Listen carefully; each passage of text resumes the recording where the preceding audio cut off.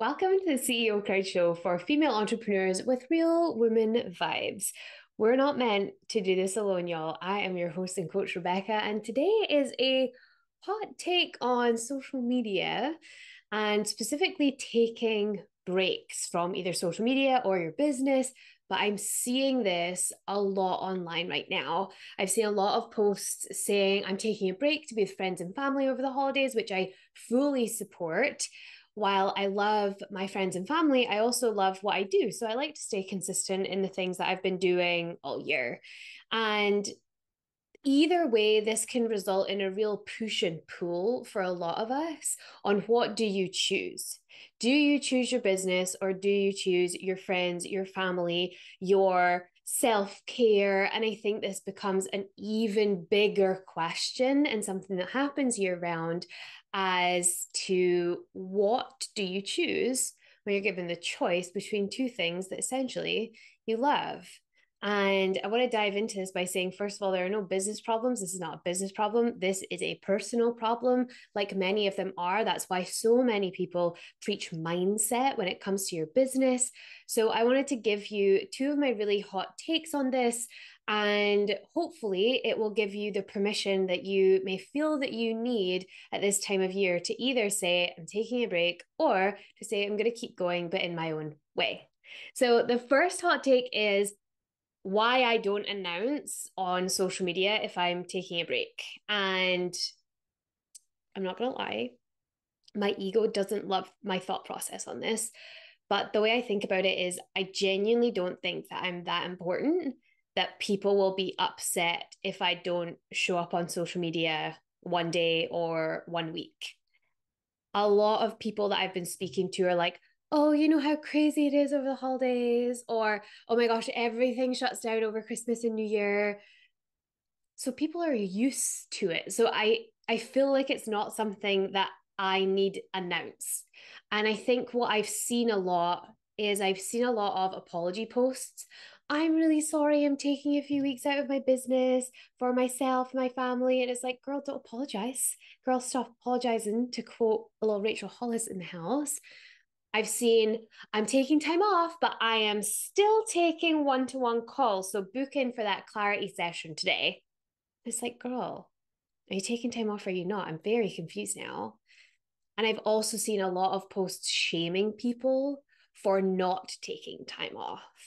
And that's really challenging because it feeds into this narrative, and something that I find in all of my market research. If you do market research on female entrepreneurs, this is gold for you.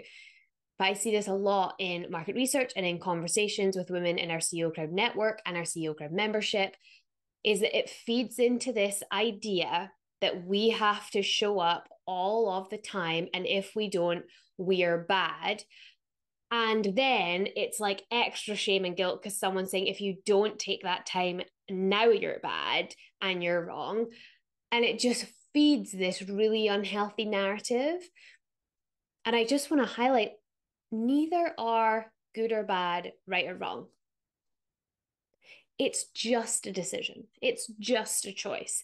Do I think that your whole empire that you're creating for your business is going to crumble in the 2 weeks between Christmas and New Year? No, no, I don't. And I'm just going to be really honest. So don't ask for the permission, just take it in this instance. And if you want to announce it on social media, then do it without shaming other people, do it without saying you're sorry, and do it without saying, I'm kind of working.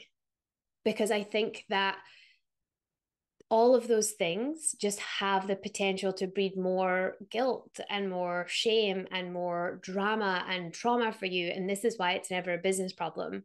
It's a business decision, it's not a business problem. So if you are looking to announce to the world, and you can do this, it's personal preference why I don't do it. I genuinely just don't think I'm that important, and not in a way that says I'm not important as a human being. I know I hold inherent worthiness and deservedness, and I know that I'm important to my husband. I know that I'm important to myself. I know I'm important to my family. I know all of those things. I'm not saying I'm not important as a person, but I don't claim to be oh so important that if I take a week off my business, people are going to wonder where I've gone or question it and get all like judgy, or people are judging on social media anyway, so they're going to judge you anyway. I'm just saying that if you choose to say that you're taking a break, do it without apologizing, do it without saying that I'm kind of working, I'm kind of not, and do it without shaming other people if they want to keep working their business. Because my second hot take is I really like my business. And this is like a little Alex Hormozy in the house, because I know that he does a lot with this. So if you're someone that actually just really loves what they do and you love to hustle and you love to do the work, I think that he takes it to a very high level, but I understand what he means. And a lot of the time he talks about, for example, he doesn't have a morning routine. He's like, I get up and I go to work. Why wouldn't I work? I love my work. So if you genuinely love what you do, if you get a lot of fulfillment out of what you do, you don't have to stop and take a break over the holidays if you don't want to. But what I will share is that this is where scheduling becomes so important. And the way that I think of it, and I got this from one of my mentors, Brendan Bouchard, is he always says, you're either in training for the energy you need or you're not. There's like no shame attached to that. It's either you're doing the things that you need to and want to do to be able to do all the things that you genuinely choose that you want to create for your life. You're either in training for that or you're not. There's no middle drama. Like, it's just you are or you're not. And I think that this is so important when it comes to scheduling at this time of year. If you're going to stay up till 2 a.m. drinking wine, and then you think you're going to get up at 6 a.m. and run your business, the likelihood is that you're not going to do that to the best of your abilities. I say that with the most love in my heart, my darlings, but it's accurate, right? You need to be training for the energy that you need, or you're going to end up somewhere else. So something that I really like to do when it comes to taking a little break from my business, or what my friend in the CEO Crowd membership, Tiff, calls a bare-arsed minimum week. We love you, Tiff, shout out. If you're having a bare-arsed minimum week, it doesn't mean there still can't be progress. It just means that you have to be very intentional and very clear on what happens each day to keep you moving in the direction that you want to move. So, for example, this is what my week genuinely looks like. So, this Monday that I'm recording this, great day, full of things, pre-recording podcasts, making sure my socials are ready, hosting a call, all the good things, very exciting. The rest of the week, I'm just writing one email a day. That's it. I have an email sequence that I want to write. I could sit down, I could crack it out in a few hours, probably get on a roll, probably get in some flow, I'm not going to lie. But that won't serve my life this next week. With family in town and with holidays coming, that doesn't serve me. So what do I do instead? Okay, what I do instead is one email a day. It's not always perfect. It's not always a perfect science. It's not always the exact way that you want to do things. But I don't necessarily mind so much about that as much as I want to create a specific result. So I know what my results are. I know how to manage my time really effectively through the week. And all that is just whenever I feel overwhelmed, this is like such a great hack for any overwhelm or any stress at any time of year, not just holidays. If I ever feel like, oh my gosh, I have so many things to do, I just write a little list. And not like your to-do list where you have everything on it. I write a little list of like, what is next? What am I doing today? What does this day look like? How do I get to my goals by the end of this week? This is what today has to look like. Okay, cool. I'm just going to focus in and do those things.